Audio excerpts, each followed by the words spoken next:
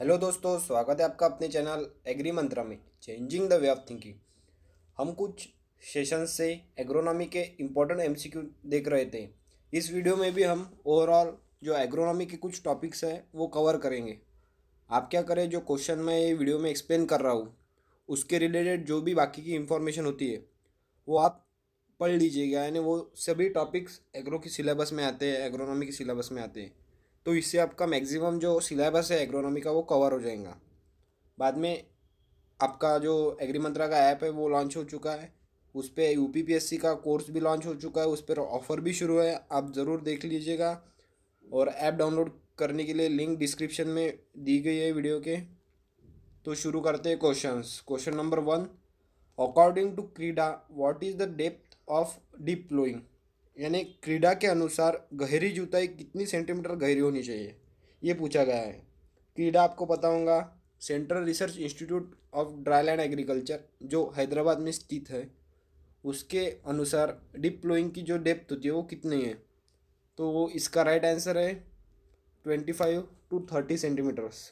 देखिए, जो deep flowing होती है वो 25 से 30 सेंटीमीटर तक करना पड़ता है। बाद में इसके और भी टाइप्स होते हैं, जैसे कि शैलो शैलो प्लोइंग, बाद में डीप प्लोइंग, बाद में मीडियम प्लोइंग। तो इसमें जो शैलो प्लोइंग होती है 5 to 6 सेंटीमीटर पर, यानी ऊपर ऊपर जो प्लोइंग होती है शैलो प्लोइंग कहते हैं उसे, 5 to 6 सेंटीमीटर पर होती है। बाद में 15 to 20 सेंटीमीटर पर मीडियम प्लोइंग होती है। ये आप ध्यान में रखिए। यहाँ पे डीप पूछा गया है तो 25 to 30 सेंटीमीटर इसका राइट आंसर है। नेक्स्ट क्वेश्चन है कि the working of soil on entire field in such a way that no living plant is left undisturb is called as. ये टीलेज इस टॉपिक से अच्छा क्वेश्चन है। एग्रोनॉमी का सबसे इम्पोर्टेंट टॉपिक्स में से एक टीलेज एक टॉपिक है। तो पूछा ऐसा गया है कि जो पूरे खेत की जो मुद्रा होती है उसमें जो पौधे होते हैं सबको डिस्टर्ब करना है, यानी सबको निकालना बाहर। यानी वो प्लोइंग में जो हम उसे कम यानी जो बाहर निकालते हैं उसमें एक भी प्लांट डिस्टर्ब नहीं हुआ, ऐसा नहीं होना चाहिए। यानी no living plant is left undisturb. ये लाइन आप लर्न कर लीजिएगा। ऐसा अगर दिखा आपको क्वेश्चन में तो उनका उसका आंसर होगा क्लीन टिलेज। यहाँ पे थोड़ा उल्टा रहता है, डेफिनेशन में उल्टा दिया गया है तो बच्चे कंफ्यूज होते हैं। नो भी है और अन भी है, ये अन के वजह से यहाँ पे क्लीन टिलेज ये आंसर आएगा। देखिए, क्लीन टिलेज ये बहुत से क्रॉप में होता है। तो ये जो है टर्म ये क्लीन टिलेज को डिटरमाइन करती है। तो अलग अलग टाइप के भी टिलेज होते हैं, जैसे कि blind tillage, wet tillage, off season tillage. देखिए, ब्लाइंड टिलेज अगर पूछा गया तो कैसे आएगा, यानी बीज बोने के बाद हम जो करते हैं, यानी सोइंग के बाद और जर्मिनेशन से पहले, यानी अनुकरण बीज के अनुकरण से पहले जो करते हैं उसे ब्लाइंड टिलेज कहा जाता है। बाद में वेट टिलेज पडलिंग ये राइस में किया जाता है सोइंग से पहले, यानी वो वाटर लेवल मेंटेन होनी चाहिए सॉइल के ऊपर, उसके लिए पडलिंग किया जाता है। बाद में ऑफ सीजन टिलेज जब कोई क्रॉप नहीं होता है, जैसे कि समर सीजन में जनरली ऑफ सीजन टिलेज कहा जाता है समर टिलेज को। बाद में क्लीन टिलेज आपको समझ गया होगा। आपको मैं बता दूं कि आप समझिए, जो क्लीन शेव करते हैं हम, जो मेल्स होते हैं जो क्लीन शेव करते हैं उसमें एक भी बाल हम रखते नहीं है, वैसी क्लीन टिलेज है। एक भी रेसिड्यू फील्ड पर ऐसा नहीं चाहिए कि जो डिस्टर्ब नहीं किया गया है। तो same clean tillage clean shave से आप याद कर लीजिएगा। नेक्स्ट क्वेश्चन है what is the rainfall range in dry land farming. देखिए, यहाँ पे ड्राई लैंड फार्मिंग पूछा गया है। मैंने आपको बताया था कि जो ड्राई लैंड एग्रीकल्चर होता है और ड्राई लैंड फार्मिंग होता है ये अलग अलग कंसेप्ट से। देखिए, जो ड्राई लैंड एग्रीकल्चर है उसके अंदर 3 कंसेप्ट आते हैं। सबसे पहला है ड्राई फार्मिंग, बाद में ड्राई लैंड फार्मिंग और बाद में रेनफेड फार्मिंग। जो ड्राई लैंड फार्मिंग है उसकी रेनफॉल रेंज पूछी गई है। तो इसका राइट आंसर है 750 mm से 1000 mm। यानी इसे इसे हम 1150 mm भी कहा कहते हैं बहुत से बुक्स में। तो इसका राइट आंसर ये है। बाद में अगर यहाँ पे पूछा गया है कि ड्राई फार्मिंग में कौन से रेनफॉल में ड्राई फार्मिंग की जाती है, तो जो 750 के नीचे होता है उसमें ड्राई फार्मिंग की जाती है। बाद में जो 100 एंड यानी 1150 mm है उसके ऊपर अगर रेनफॉल है तो वहाँ पे रेनफेड फार्मिंग की जाती है। ऐसे ये टर्म्स है, ड्राई लैंड एग्रीकल्चर के 3 टर्म्स है, ये ध्यान में रखिएगा। हेलो दोस्तों, आपके लिए फ्री ई बुक अवेलेबल है। अगर आप एग्रीकल्चर की प्रिपरेशन के लिए फ्री मटेरियल देख रहे होगे तो इससे बेटर सोर्स आपको नहीं मिलेगा। ये ई बुक एग्रीकल्चर सेंट्रिक बनी हुई है पूरी, और इसमें सारे क्वेश्चन कवर्ड है जो आप देख सकते हैं। बिल्कुल फ्री में है तो ज़रूर देखिएगा। लिंक डिस्क्रिप्शन में मिल जाएंगी। Thank you. Which of the following is a stomata closing type anti transparent. देखिए, स्टोमेटा जो होता है वो प्लांट के पत्तों के निचले भाग में स्थित होता है। तो वहाँ से जो ट्रांसपीरेशन करता है प्लांट से, यानी ट्रांसपीरेशन में क्या होता है कि जो वाटर होता है जो वेस्ट जाता है प्लांट से, यानी प्लांट से जो मेटाबॉलिक एक्टिविटीज़ होती है उसमें कुछ वाटर यूज़ होता है। उसमें जनरली 1 से 2% ही यूज़ होता है।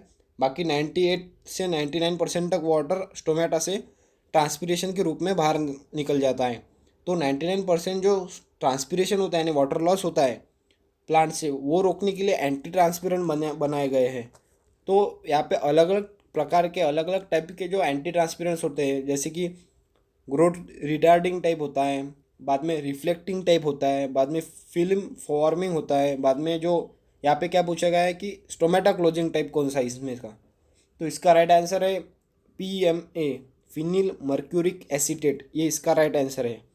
बाद में अगर रिफ्लेक्टिंग टाइप पूछा गया है तो केओलिन है, केओलिन आता है। बाद में अगर आपको ये वाला पूछा गया है ग्रोथ रिटार्डिंग वाला, तो इसमें साइकोसेल है। बाद में फिल्म, यानी जो पत्तों पे अगर वैक्स लगाए तो वहाँ पे एक सतह बन जाती है जिसके कारण ट्रांसपिरेशन का रेट काफ़ी हद तक कम हो जाता है। ऐसे अलग अलग टाइप के एंटी ट्रांसपेरेंट पाए जाते हैं। ये जनरली जो नर्सरीज होती है उसमें यूज़ किए जाते हैं। नेक्स्ट है, which of the following soil erosion due to water is most destructive. मृदा अपरदन, आपको पता ही होगा सॉइल इरोजन। इसके भी दो प्रकार से होता है, एक हवे के प्रकार से, यानी एक टाइप है हवा यानी विंड इरोजन। बाद में एक टाइप है पानी यानी वाटर इरोजन। तो वाटर इरोजन के अलग अलग भाग होते हैं, उसमें से सबसे विनाश के लिए सबसे घातक जो है वो कौन सा है। तो ये सब जो ऑप्शंस में दिए गए हो ये सब soil erosion due to waters है। तो इसमें सबसे जो डिस्ट्रक्टिव है वो है शीट इरोजन। शीट इरोजन में क्या होता है, जो ऊपर की जो सतह होती है, जो अच्छी मुद्रा होती है ऊपर की, वो बह जाती है पानी के बहाव से, यानी पानी के साथ बह जाती है। इसलिए जो फार्मर को बहुत तकलीफ हो जाती है, ये सबसे डिस्ट्रक्टिव है। बाद में स्प्लैश इरोजन भी होता है, गली इरोजन भी होता है, रील इरोजन भी होता है। देखिए, सबसे पहले स्प्लैश इरोजन होता है, बाद में सेकंड स्टेज है शीट इरोजन, बाद में थर्ड स्टेज है गली इरोजन, बाद में सबसे लास्ट है थर्ड स्टेज है रील इरोजन, और सबसे लास्ट है गली। गली सबसे बड़ी होती है, रील से गली बनती है, ऐसा आप ध्यान में रखिए। नेक्स्ट है, which how much rainfall in millimetre is required to be called as a rainy day. देखिए, कितना रेनफॉल होना चाहिए कि हम उसे कह सकें कि ये रेनी डे है। तो इसका राइट आंसर है 2.5 mm से, यानी 2.5 mm, और 2.5 mm से ज़्यादा अगर रहा तो वहाँ पे रेनी डे कहा जाएगा। 2.5 mm से ज़्यादा ही रहा तो नहीं कहेंगे, उतना भी रहा तो भी हम कह सकते हैं, ये आंसर नहीं आएगा। 2.5 mm से ज़्यादा ये आंसर इसका, ये ध्यान में रखिएगा कि इक्वल और ग्रेटर। बाद में एक कॉन्सेप्ट होता है क्रॉप रेनी डे करके। तो अगर 5 mm से ज़्यादा अगर दिन में रेनफॉल हो रहा है तो उसे हम क्रॉप रेनी डे कहा जाता है, ये ध्यान में रखिएगा। बाद में what should be the diameter of the rain droplet. जो बारिश की जो बूंद होती है उसका जो उसे बारिश करने के लिए उसका जो व्यास यानी डायमीटर होता है वो कितना होना चाहिए। तो इसका राइट आंसर है 0.5 mm से 4 mm तक उसका डायमीटर होना चाहिए। अगर 4 mm से ज़्यादा होता है तो हम उसे हेल कहते हैं। हेल यानी आपको पता होगा जो गार होता है उसे शिलावृष्टि भी कहा जाता है।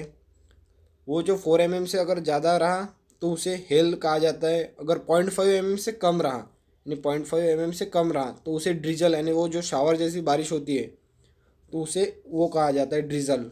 तो ये ध्यान में रखिएगा, इसके जो डायमीटर के बेसिस पे वो रेनफॉल के अलग अलग टाइप्स होते हैं।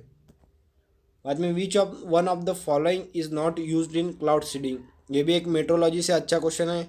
क्लाउड सीडिंग यानी बारिश के लिए जो बादल में कुछ मटेरियल और कंपाउंड यूज़ करके कृत्रिम बारिश का जो प्रयास किया जाता है, इसमें भी दो प्रकार होते हैं। जो ठंडे बादल होते हैं उनके लिए अलग मटेरियल्स यूज़ किए जाते हैं। बाद में जो वार्म होते हैं यानी गर्म होते हैं उनके लिए अलग, यानी दो टाइप के होते हैं, कोल्ड क्लाउड्स और वार्म क्लाउड्स। तो कोल्ड सीडिंग और वार्म सीडिंग तो दो रहते हैं। तो इसमें से कौन सा मटेरियल यूज़ नहीं करते यहाँ पे पूछा गया है, नॉट। तो इसका राइट आंसर है सल्फ्यूरिक एसिड, ये नहीं यूज़ करते, बाकी तीनों भी यूज़ करते हैं। देखिए जो पहले दो है ड्राई आइस और सिल्वर आयोडाइड, ये दो कोल्ड कोल्ड सीडिंग में यूज़ कर किए जाते हैं, कोल्ड जो क्लाउड होते हैं उनके लिए। बाद में सोडियम क्लोराइड जो होता है वो वार्म के लिए यूज़ किया जाता है। तो इसका राइट आंसर है सल्फ्यूरिक एसिड, जो नहीं किया जाता है वो पूछा गया था क्वेश्चन में। नेक्स्ट है lines connecting points of equal rainfall, यानी दो समान बारिश वाले बिंदु को जोड़ने वाली रेखा यानी लाइन को क्या कहते हैं, ये पूछा गया है। तो इसकी जो अलग अलग टर्म्स है आपको पता होगा, आइसो आइसो ये टर्म्स हैं, आइसोबार, आइसोथर्म्स, आइसोहेट, आइसोटेक और भी टर्म्स हैं, वो आप देख लीजिएगा। इसमें इसका राइट आंसर है इक्वल रेनफॉल वाला, आइसोहेट्स इसका राइट आंसर है। बाद में जो हम ये जो वर्ड्स है इसमें से काफ़ी समझ जाता है। देखिए आइसोथर्म यानी टेम्परेचर से रिलेटेड होगा, तो जो lines connecting equal points of temperature है तो आइसोथर्म है इसका राइट आंसर। बाद में अगर यहाँ पे पूछा गया तो एटमॉस्फेरिक प्रेशर, तो यहाँ पे बार बार में मेजर करते हैं हम एटमॉस्फेरिक प्रेशर, तो आइसोबार। बाद में आइसोटेक अगर पूछा गया तो विंड वेलोसिटी के लिए ये, ऐसा आप ध्यान में रखिए, ये अलग अलग कंसेप्ट है।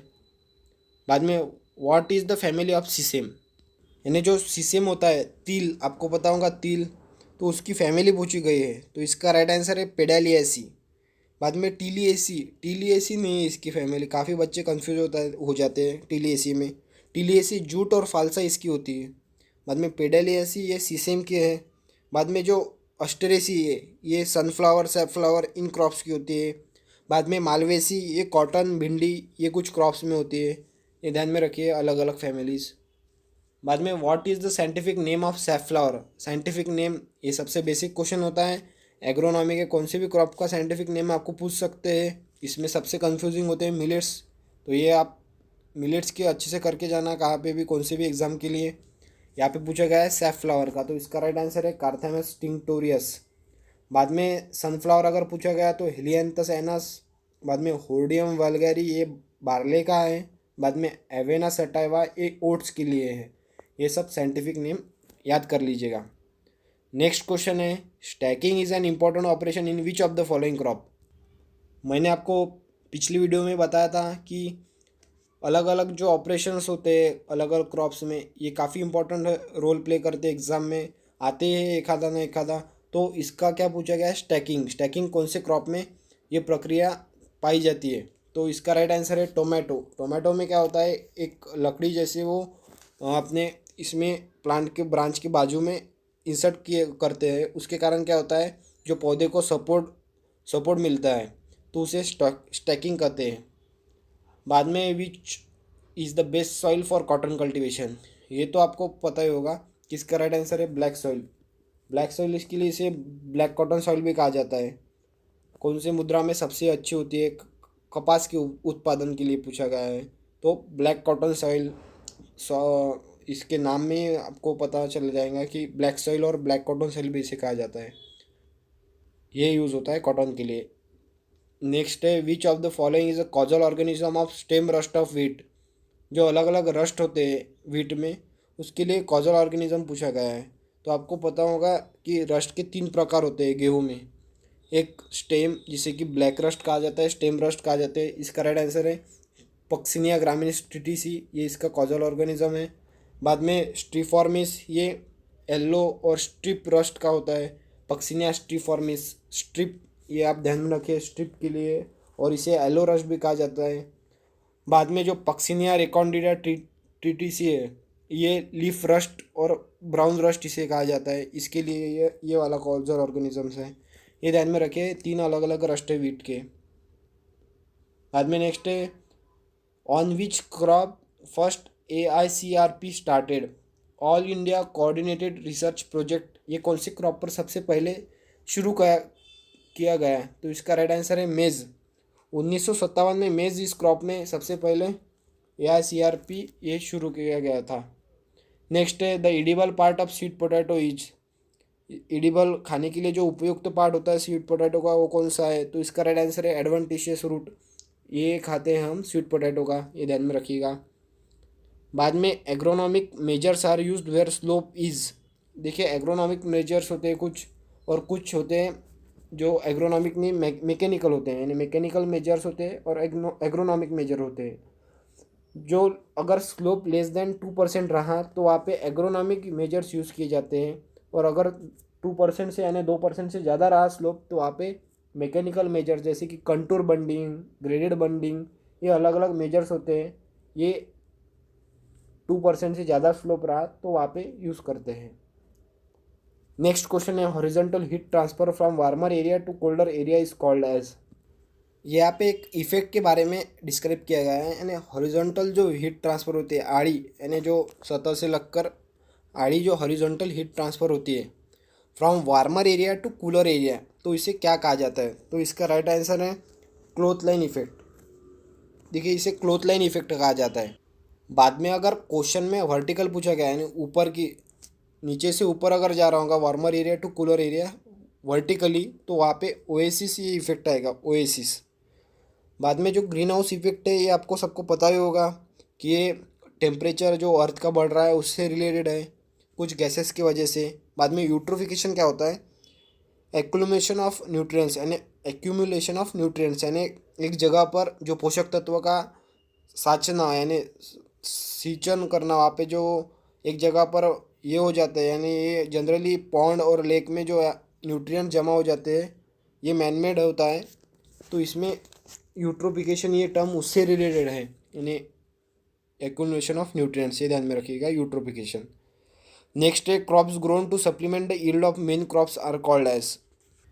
ये जो टाइप्स ऑफ क्रॉप्स होते हैं उनमें से एक सवाल है कि इसके काफ़ी टाइप्स होते हैं, पर यहाँ पे पूछा गया है एक पर्टिकुलर टाइप के बारे में।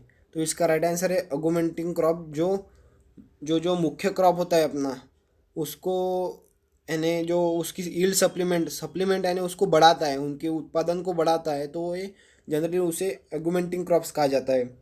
बाद में अलग अलग क्रॉप्स दिए गए, एग्जॉस्टिव क्रॉप्स।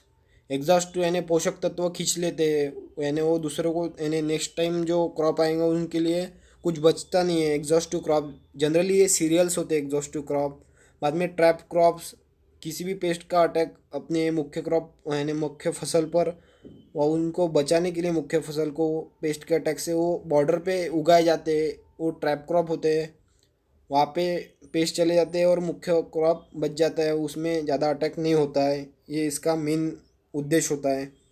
बाद में कैच क्रॉप होते हैं। ये जब क्या होता है, जब अपनी जो मेन फसल होती है, जो मुख्य फसल होती है, वो अगर फेल हो जाए तो यहाँ पे ये इनका काम होता है। यानी ये फास्ट ग्रोइंग क्रॉप्स होते हैं जैसे कि ग्रीन ग्राम, ब्लैक ग्राम, इन्हें शो किया जाता है अगर मुख्य फसल अपना फेल हो गई कुछ कारणवश, एनवायरमेंटल कंडीशन की वजह से।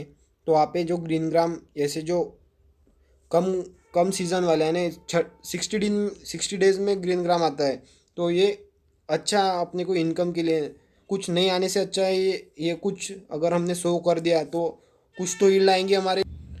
ये ऐसा कैच क्रॉप होता है। नेक्स्ट है लुगरी is a fermented drink produce from.